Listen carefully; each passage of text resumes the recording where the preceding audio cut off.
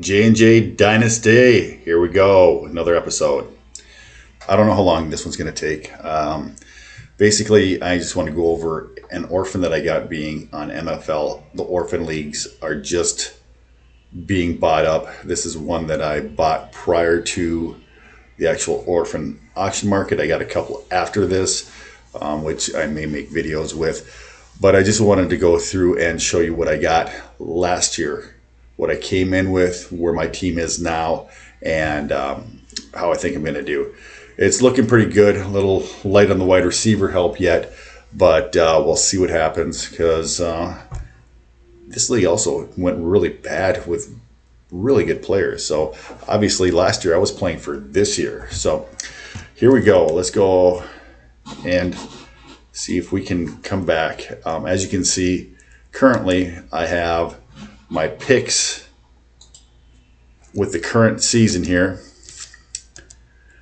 right above me here, right there. Those are the current picks. So I have 1, 3, 3, 6, and 5, 1. And again below we have the future picks. Been trying to add a few extra selections throughout the time, and actually I've only got 2 extra. Sorry, I had eye surgery a couple weeks ago, and so this eye is not working so well. So if it looks a little bit weird, that's what the deal is. All right, so if we go look at here the starting roster that I had, and it wasn't a bad roster. You know, got to remember last year Jordan Love was somebody who everybody thought maybe taking over Rodgers' spot. Also, Deshaun Watson had not had his legal issues yet, right? So when I got this team, I liked Nick Chubb at that time. As you will see on the second one here, on the second page, Gaskin here, he was somebody that was looking pretty good at this time last year, because he had survived the draft and everything. So he looked like he was going to be the bell cow in Miami. If you notice here, Paris Campbell, right? And I also had Pittman. So a couple wide receivers that I liked with McLaurin and Mooney, thinking that he'd have a big up year, and then had Pittman, who I thought was going to be a decent player. Some other garbage on the roster, wound up trading a bunch of people. Noah Fant is noteworthy for the future, and that kind of stuff. So all these tight ends who I didn't have much faith in last year, I got rid of them all except for Fant, and I wound up making a nice deal with him this year, after renewing this year. So him and McLaurin. So I will go over that deal. As soon as I got into the league, guy threw an offer for Nick Chubb at me that I basically couldn't refuse. He gave me Alvin Kamara, Gallup, and a second-round pick. And I gave him a third-round pick. It was some terrible running back, P. Ryan, or who the heck was it? And I gave him Chubb. So actually, who was the wide receiver? Maybe it was Slayton. I don't even remember. It wasn't somebody very good at that time. So, and I may have been somebody who I had originally traded somebody for and got something, but it wasn't a very good move. So that was one of the very first ones. So I swapped out Nick Chubb for Kamara right away. All right. So that's kind of what I wanted to show you with the roster. The other thing was last year I came into the league without a second-round pick last year. I had a first-round pick, and it wasn't a very good first-round pick, and the Jaguars. So if I go back one more time, this is what it was a good first-round pick. I'm sorry, it was. That was one of the other things that did attract me to this team. So with the picks that I wound up taking last year, I wound up getting Najee Harris adding to that roster, Kadarius Toney, Justin Fields, and at 410, I mean, I couldn't pass up the value on Mac Jones. So that's where I wanted to show you the basis of where this team was coming from. So now kind of showing you the team, kind of show you the picks that I had. These are the picks I wound up making. Like I said, I got a couple of extra second round picks because I didn't have one when I started. So I got into the second round twice. Then also, So let's get the easiest way to go is all the way around. So this is the team I currently have here. So as you can see, full of talent, and I expect to do very well. Right about down, well, you can't see down there. Yeah, wide receivers is where I'm going to need a little bit of help in the draft. I'm at 1-3, so I'm sitting pretty good, unless I want to add to the running back stock. So we'll see who falls to me, see if I can trade back and make a couple more maneuvers to add assets down below, right? So Sam Darnold, he's going to have opportunity again this year. Can he write his career? Who knows? But I'm not going to be taking a chance on him with this roster, with the number of quarterbacks I have. I got Mac Jones, 4th round pick, basically a 5th round pick last year, 410, right? So he's somebody I don't want to cut, but I'm trying desperately to move, and nobody will give me anything for him. Can't get a second, can't get a third. He's a 1 quarterback league, even though he's on most people's boards as the 15th best quarterback. Nobody will take him, even for a 3rd round. And I just, kind of want to move him to open up a roster spot, basically. Then I've also got Davis Mills. Davis Mills, I think, is going to wind up being a better PPR quarterback than Mac Jones, especially this year. So I'm trying to move Mac Jones and keep Davis Mills so that, everybody presumes that Houston's still going to be terrible. 3rd and 4th quarter, throw the ball a lot, right? So that's going to increase his passing numbers. So with that being said, I think that Davis Mills could appreciate more this year than Mac Jones. So that's why I want to move Mac Jones and do Davis Mills.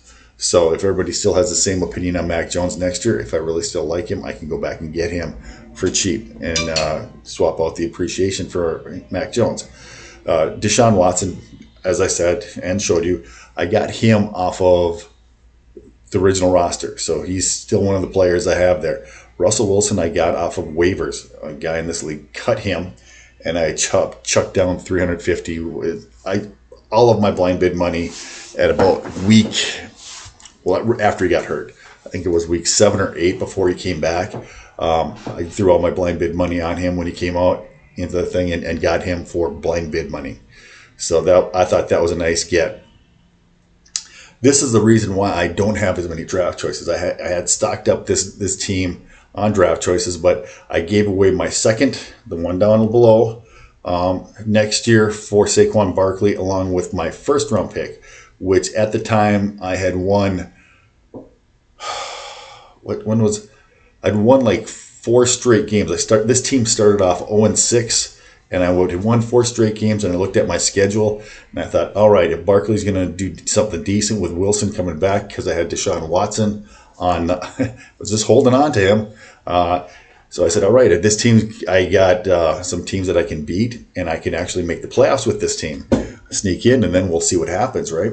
Well, Barkley, as you know, didn't turn it around. Kamara got hurt and missed games, so I wound up missing the playoffs.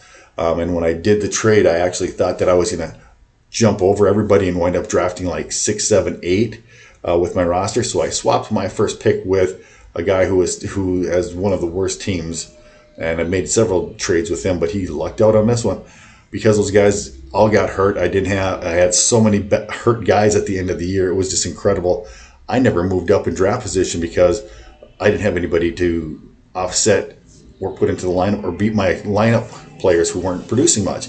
So I giving him the number 1 pick, which I thought was going to wind up being like number 8, and I was going to get the number 1 pick because, at any rate, because I'd already traded for his 1st round pick previously in this. I don't know if that really makes sense to you, but it may be a different video. I can show you all the trades I made on this team. So at any rate, and this is my quote-unquote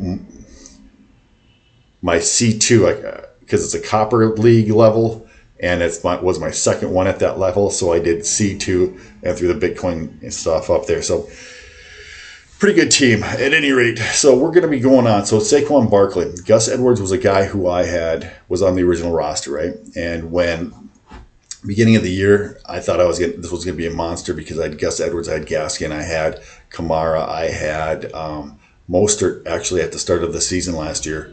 I'd wound up getting him in a trade, and So I had what I thought was about 5 or 6 starting running backs that I was going to be able to choose from going, like early in training camp. So I really had high hopes for this team. At any rate, so that was that.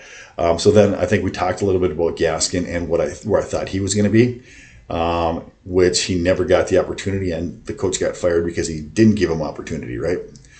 So then Chris Evans, I wound up picking him up off of the waivers. I like his opportunity to be the backup to Mixon, and I especially like his opportunity if Mixon winds up getting hurt. So that's why I picked him up last year. That's why I'm probably going to keep him this year, right? So then obviously I picked Najee Harris at 1-2. The same guy who I was talking about the trades that I made, he took Kyle Pitts and wound up giving me 1-2, or Najee Harris at 1-2. Obviously the choice was between Chase and Harris, but I was hoping that I could get into the year and then take my first round pick and then trade it for a good wide receiver if I was showing, and obviously signs of making the playoffs, and obviously I wasn't, being that I started off 0-6. So I'd never made that move. So which wound up turning into Barkley. So sometimes the best trades you make are the trades that you don't make. So we have to watch out for those things. Sliding down here a little bit, Jeff Wilson. I've been hanging on to him. I don't know why. I just think that this year he's going to, again, I thought he was going to be the number 1 running back in San Francisco last year, actually, and overtake Mostert, which wound up when Mostert got hurt. I thought that would happen, but when he blew out his knee, I mean, I was kind of screwed. But he was on my IR all year, so it really didn't hurt me a whole lot until the end of the year when I had to put him back, and I had to drop some players, and he wasn't giving me anything, which plummeted my draft stock. So I still have Wilson. I think that he might have an opportunity to actually be, I think that he's going to be the second running back, and may wind up being the starting running back when Mitchell does get hurt. So that's why I'm keeping him. So getting back to this, I wound up trading Paris Campbell and Pittman. I don't remember what that was, but that was for a receiver that I got that I thought was pretty good. Maybe it was McLaurin. No, it wasn't. Let me look. Was McLaurin on this roster? Yeah, it was. Who the heck did I trade him for? Maybe it was one of the second round picks I traded those two guys for, and one of these other something else. I know I got some pretty good value on him. At any rate, maybe it was Higbee. Yeah, probably was the Higbee trade. So, at any rate, sliding down the roster here a little bit further. So, DJ Shark, I wound up getting him recently, just in this year, and I gave up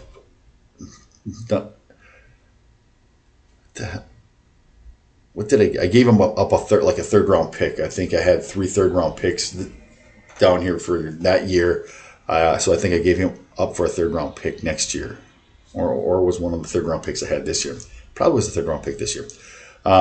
So I wound up getting DJ Shark because I think he's got a good opportunity.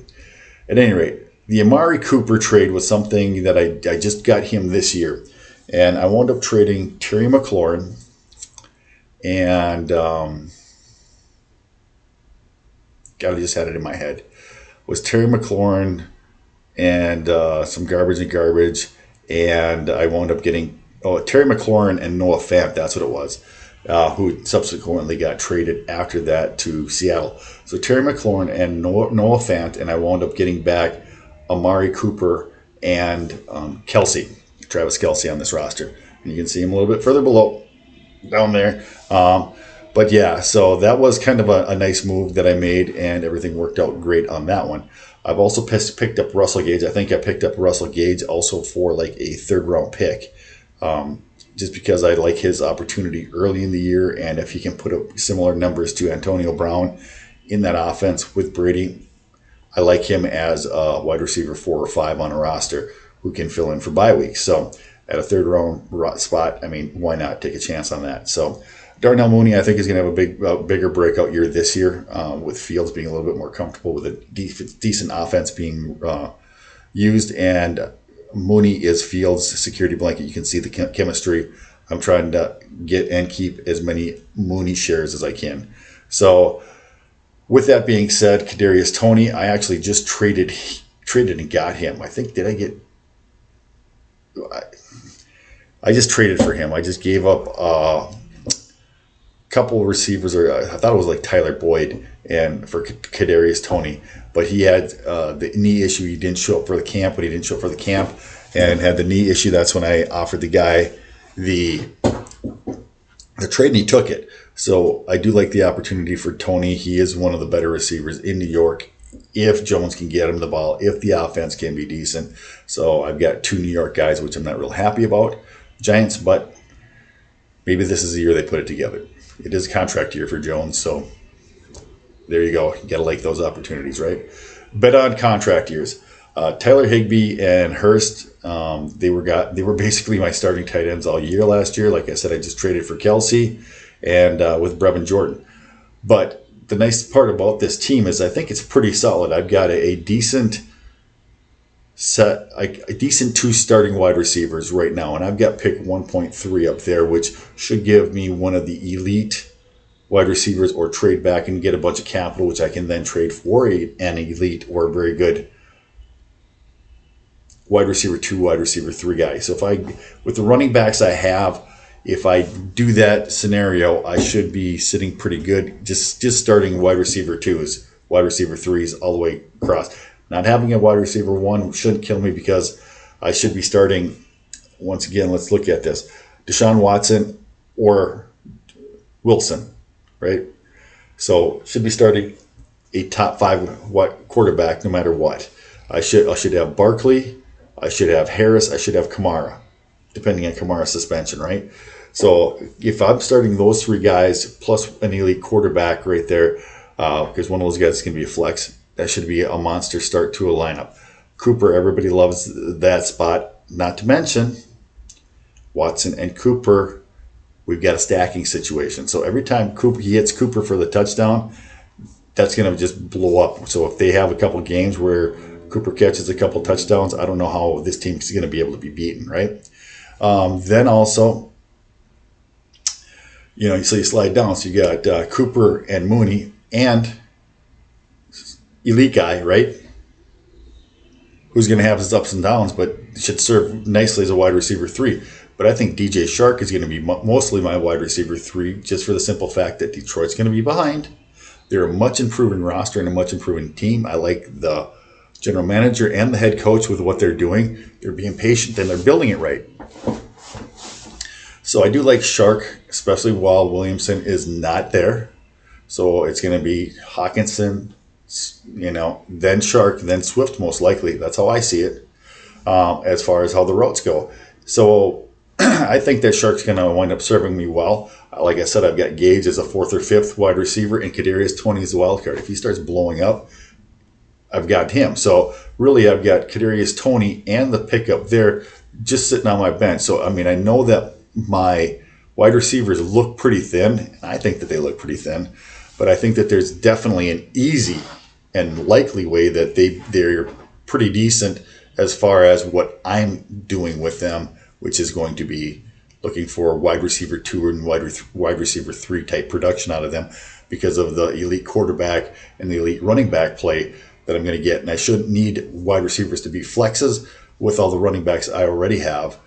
So the first 6 weeks are going to be the test with this team, when Kamara is going to most likely be out.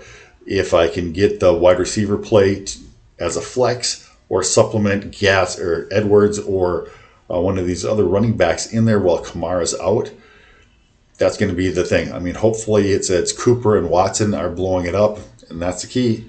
That's what the first 6 weeks are going to be the difficult test for this team, because Watson and Kamara are going to be out. I just caught myself. I didn't think that through yet. But Watson and Cooper, the stack doesn't happen until Watson starts playing. And if Watson's suspended, at the same time Kamara's suspended, I don't get that benefit on this team. So the first 6 weeks are going to be probably pretty trying with this team. After that, it should be really good, obviously depending on injuries. With Travis Kelsey, the number 1 scoring tight end the last several years. I know Andrews got him a little bit this year, but with the production that he has every single year, And I think that his production level is going to go up with the trade of Hill. I like the prospects of all these high-end guys and the upside of the guys who I'm counting on, right? So, and the thing is that the cupboard is not bare. If you look at, down there, look at, I've got a first, I've got several thirds, several fourths next year. Now, though I can't, get big-time assets, but for 2/3 and a fourth in the middle of the year for a team that's dying, can I go and get Adam Thielen? That's what I'm going to be looking for, is if this team is good enough, if I run into injury situations, I have capital that's going to be ready, willing, and available for me to get an aged player for a playoff run, and hope that the rest of the guys on the roster over there can fill in and I can still have something for next year. And even at that, I still won't be bare, because with the roster I have, with having 1 first-round pick next year, I should still be good, not to mention the guys I can trade and get some assets back for that. So now, one of my caveats is don't ever lose anything for nothing. Try and get something for it. And I mostly try to live by that statement. I mean, even if you're not going to use a 4th-round pick, sell it for $15, blind bid bucks. The case was last year with Jeff Wilson.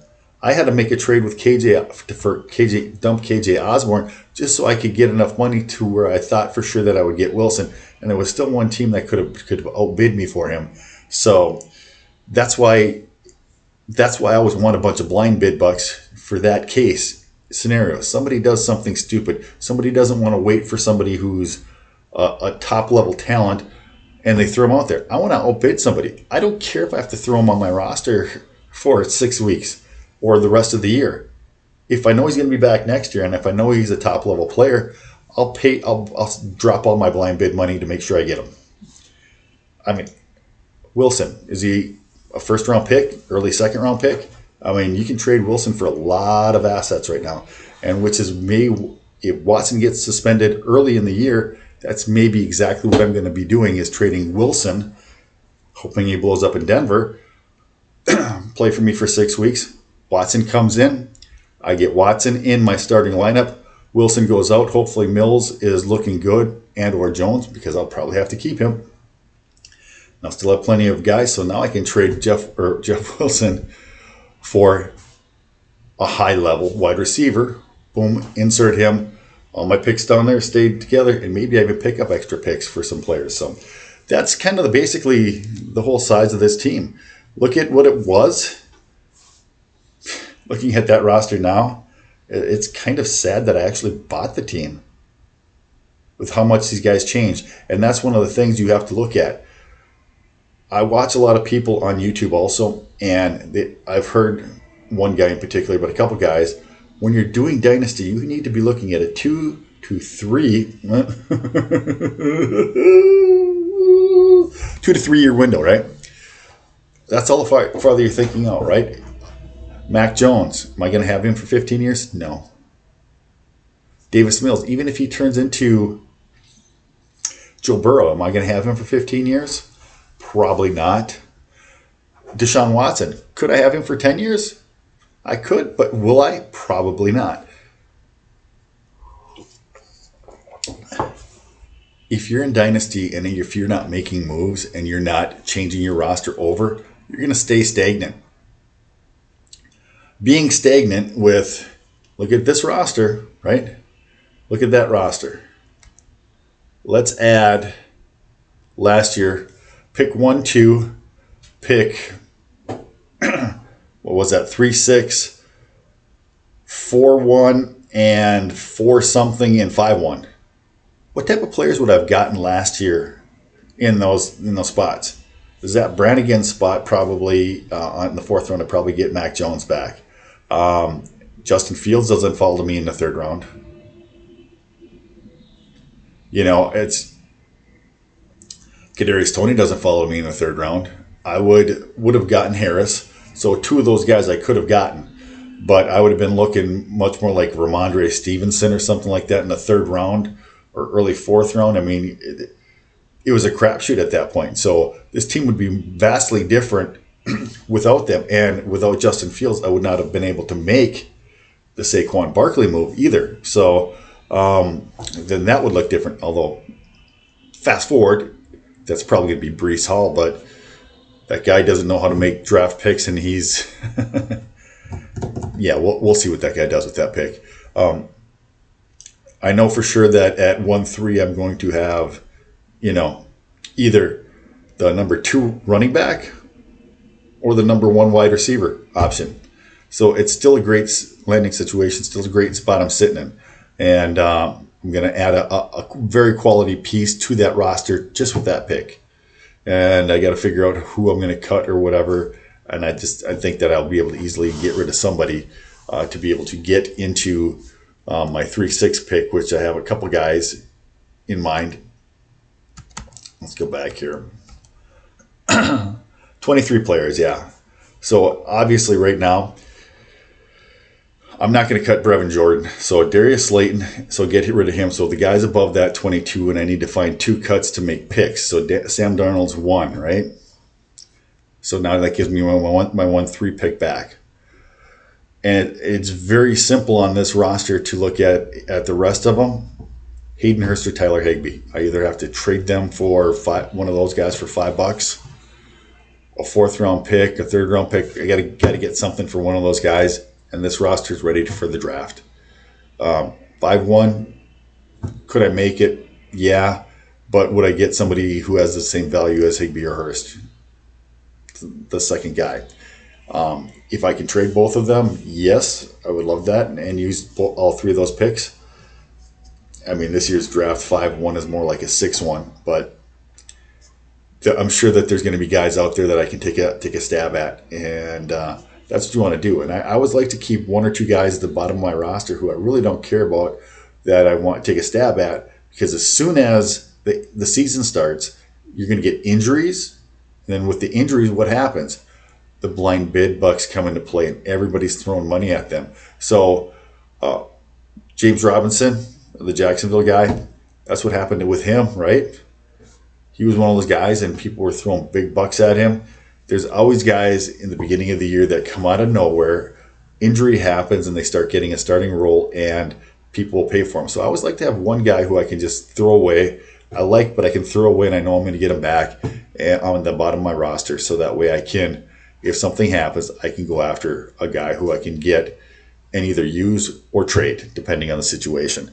So, but that's a caveat too. If you're going to do something like that, try to hang on to him for a week and then trade him. Don't, which I've seen many guys in the league do, but I have done it also. But usually when I do it, I look and I beat out somebody and I bid a fair amount and they bid a fair amount. So if it's somebody I just wanted just to hang on to, I will turn around and offer them a 4th round pick, something crappy, but I don't recommend it. Only do it if they bid a significant amount on said player that you got. So, and you can obviously check that out with the blind bid results. So at any rate, that's pretty much it. I don't know what else I want to talk about with this team. Let's look at that. So yeah, once again, there wasn't a whole lot of draft capital. I've gotten rid of pick 1s, 2, and 3 because I had that, but I had replaced 3. Well, actually, I replaced my 1 and 3 because I made the trades. So because they're not my picks. So lots of wheeling and dealing to get that where we're at. That's the draft last year. So all the way back to J&J Dynasty. If you have any suggestions, once again, on this video for moves that I should make, guys, maybe I should draft up at 1-3. Maybe I should be trading back at 1-3. If you catch this video in time, let me know what your thoughts are. Some guys that you like. I'm very comfortable with all the receivers. I have my opinions. The top 5 guys I like, but for different reasons I don't love, depending on landing spots, offenses, and things like that. I don't know who I will draft there. I will most likely go with at the day of the draft who has the highest ADP, who has the highest value, whether it's the running back or whether it is one of the wide receivers. So obviously I'm not taking a quarterback. I'm not taking a tight end at 1-3. And I'm definitely going to look to explore, because for me, the top 5 guys are all virtually interchangeable. As far as NFL draft spots go, or draft landing spot and everything goes. So I'm not really particular on that. So I'm going to try hard to trade back. If Walker is there, I may have to think about taking him and giving me another running back for the Kamara situation. But again, with a rookie running back, usually it takes them 5 or 6 weeks to get into the swing, 5 or 6 weeks to beat it, because they're going to give Penny a chance. Carson's going to be back, and he's going to obviously be the lead back to start with. So with that being said, I mean, Walker's going to get a shot, and he's going to play, but is he going to be worthy for me to start while Kamara is suspended, assuming Kamara gets suspended? So, yeah, that's what I'm kind of looking at. So, I mean, there's a hole with Watson and Kamara with this team. 1.3 becomes a big asset. Can I trade him for another running back? This league, what was it? Let's go back to the... Nope, it wasn't this league. It was a different league. Let's see here. Yeah, I've offered Kamara for the 1-1. I've offered Kamara and something else for... No, that's Kamara. The other league was, I've got 1-2 in another league, and I offered that league, and I'll get into that one. I offered Nick Chubb and 1-2 for 1-1 and Travis Etienne. So Chubb is much higher than Etienne. So that should be, to me, should be worth the difference from 2-1. Now, as far as a value trade, to me, that's not much of a difference, and it's probably a win for the other guy to be able to walk away with. Would be Chubb and 1-2, so he could do Chubb and Walker if he really wanted to. So Chubb and Walker, or Etienne and Hall. Yeah, that's what it'd be. So I thought that was a pretty fair offer. Now the question is how do you like those guys and all that kind of stuff. So he turned it down. Made me sad because I wanted Etienne and Hall. So at any rate, but let's see. Yeah, 1-3.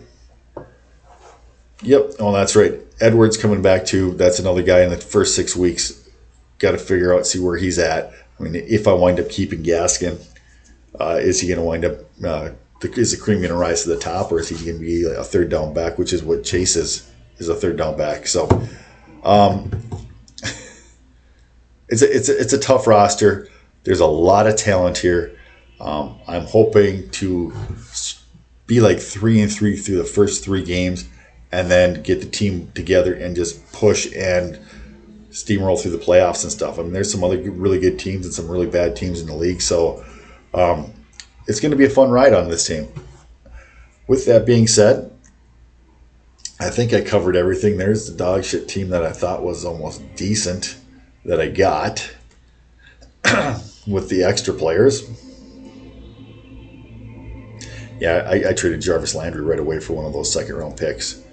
So I either got Justin Fields or Kadarius Toney for Jarvis Landry. Does that look like a good trade now or no? Yeah, I think I was told I was stupid by a couple people for making that trade. It's Dynasty. Landry's old and terrible. Look where he's at right now. He was walking the streets until last week. And at best, he's going to be the third receiver in New Orleans. So, would you rather have Landry, Fields, or Kadarius Toney? Because I know I got him with one of those second-round picks that I traded Landry for. At any rate, there you go. There's the draft picks once again. Those are the guys who I actually took. Not Kamara. He was a keeper. Not Kamara. We'll do this here. Not Kamara. All right, so that's gonna, I think, wind up doing it here for J&J. J&J is for Justin and whichever joker who I have on. I've got to get the software to be able to put this stuff on and be able to do a simulcast, and that's hopefully coming up here in the near future. I just haven't had time, so I'm just rambling, making content, trying to get some content out there for people, with some explanations of why I do what I do and things that I do, taken from other people's expertise and extrapolating and hopefully formulating an educated opinion. All right. With that being said, we're gonna be done with this video, and hopefully this one is a good team this year for me. Cash some checks. So I don't know how many people are doing this, actually showing their teams, asking for help, seeing what people would think that they should do. I know that this team with Kamara, I'm going to have to make a move on him to keep upgrading the running back positions, because Kamara is coming to his effective end. But overall, I think that the next year or two scenario for this team is looking pretty bright. About the fourth time I said, with that being said, let's end this video, and hopefully you guys have a great day.